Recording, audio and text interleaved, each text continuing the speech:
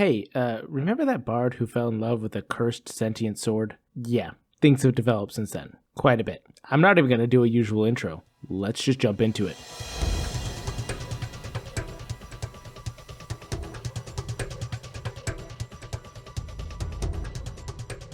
So in case you're not up to date, I released a video talking about how the bard in one of my campaigns fell in love with a cursed sentient sword. If you want to find out about that, link is in the description. Because I'm not going to be recapping that, we're jumping right into the next section. Things did not exactly go to plan, and it's because of a different character in the story. See, after the bard had this conversation with the sword went back to being with the druid, and the druid was none the wiser of the fact that the sword was capable of possessing him. Now the monk tried to encourage the bard to tell the druid this, but for now, they wanted to keep it a secret. They had promised the sword that they wouldn't tell it, and so they wanted to maintain that honesty. Will that come back to bite them later? Probably, but for the moment, not a concern of theirs. So the party gathers up their things and continues on their path. See, for the moment, they're actually wanting to go to a different section of the plateau that they're all currently on.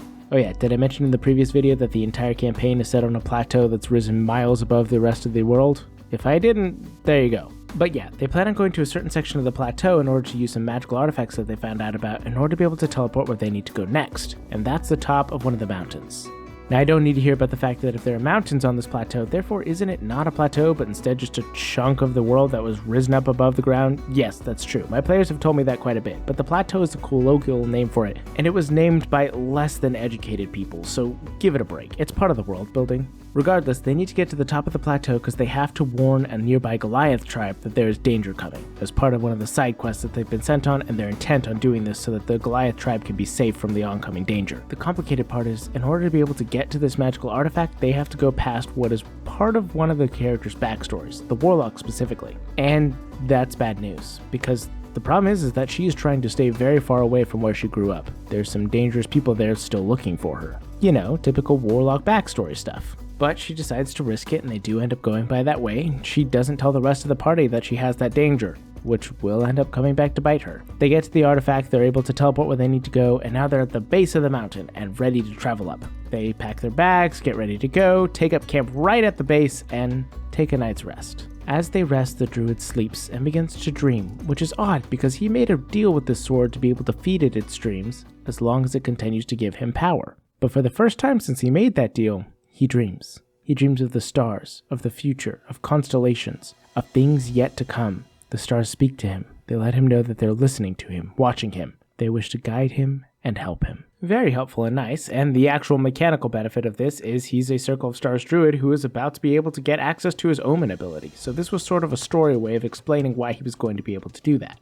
But as the stars spoke to him, they warned him. They warned him that there was danger, imminent, and immediately in front of him, and he had to stop her. Now who was her? Well, he would find out soon as he woke up, reached over for the sword, and realized it was no longer there. Frantically, he began searching around, looking around the entire tent, trying to find where, who, what could have taken this and where it would have gone. And he saw them. A cloaked figure in the corner of the tent, almost impossible to see thanks to their invisibility spell, carving out a section so that they could leave.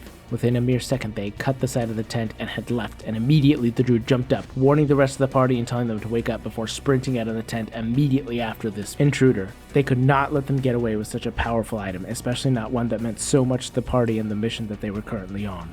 It took a moment, but the rest of the party was up and chasing after them, trying to stop this pursuer, and this is where things took a turn. They went back and forth, trying to catch them, but they were invisible and seemingly could cast spells even out of their invisibility. Fortunately, some of the party members started to catch on and stopped and started heading back to the tent, having a feeling that maybe this person was trying to give them the runaround. And right they were. With some pretty clutch perception checks and some amazingly high rolls, they saw the figure, or at least their footsteps, moving back towards the tent in order to be able to escape from their pursuers. Seeing that they were onto them, this invisible thief saw that they had no other options. Though the party couldn't see it, they reached up their invisible hands and cast a darkness spell on themselves in the tent, hiding in the very middle of it, creating a cloud of pure, pitch black arcana. Without hesitation, the party surrounded it, and they were in a standstill. They knew the figure was inside, but didn't know what was going on. The bard, of course, after grappling recently with their current feelings for this sword, stared deep into the void trying to see where this character could be, but they were gone, invisible,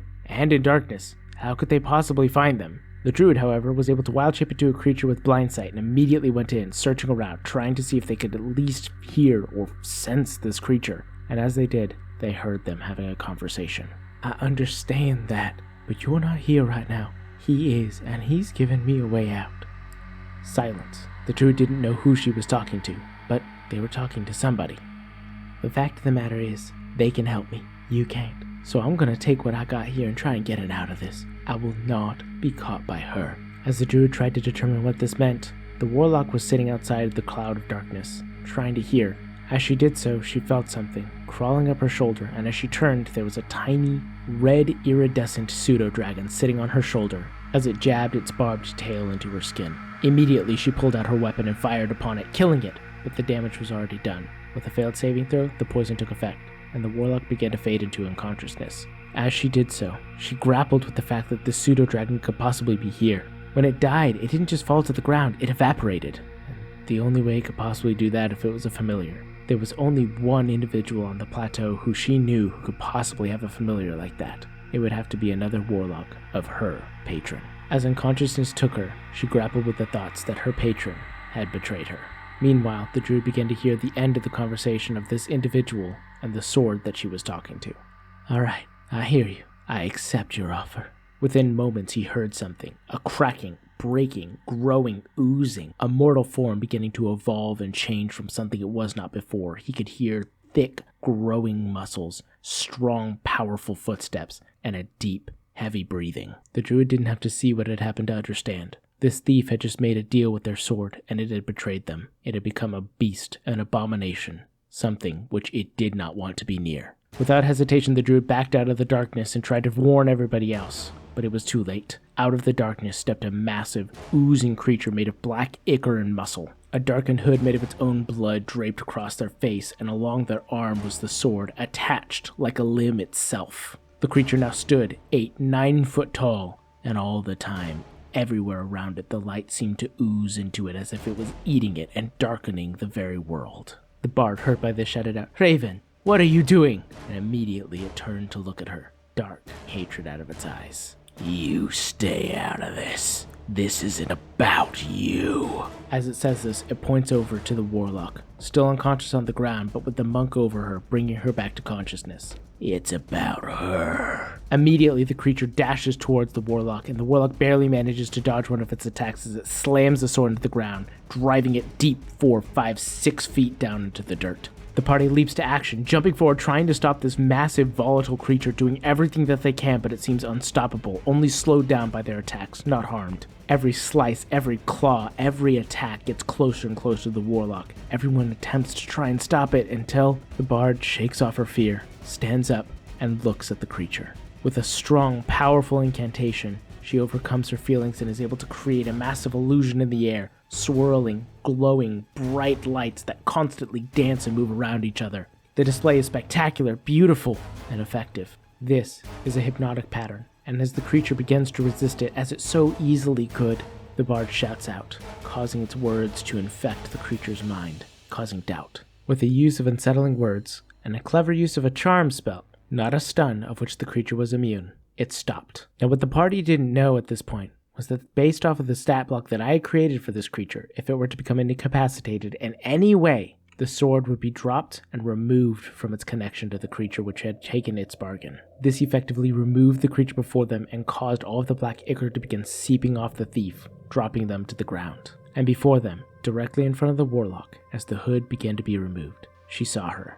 The thief, the one who had stolen the sword, who had just tried to kill her, was her prior partner and lover, who had once betrayed her and caused her to die, only to be resurrected by her patron herself. Not only was this thief her previous lover, she was also a warlock of the very same patron which had brought her back to life. And that is where the session ended. Not only did the bard have to grapple with the betrayal of the sword which she had begun to grow feelings for, the warlock had been betrayed as well, by somebody who she didn't even know knew that she was still alive, someone who had gotten her killed, and somebody who had apparently made a pact with her patron as well, a betrayal on multiple sides, leaving everything up to an ambiguous ending. Will the bard be able to make up with the sword? Will the warlock be able to make up with this ex-lover, or will she take her vengeance? I mean, I know the answer, because we've had more sessions since then, but I think that's the most I should go for now, because if I talk anymore and my players do watch this, they're gonna learn more than they should. Still, I hope you guys enjoyed the continuation to this story. Things definitely took a turn, and one that even I didn't really expect. A lot of it was just up to dice rolls, and they were real fun dice rolls. Regardless, Go out into the world and make it your own, you beautiful bastards. Don't forget to have a great day, and never forget to play a role. Thank you. Come again.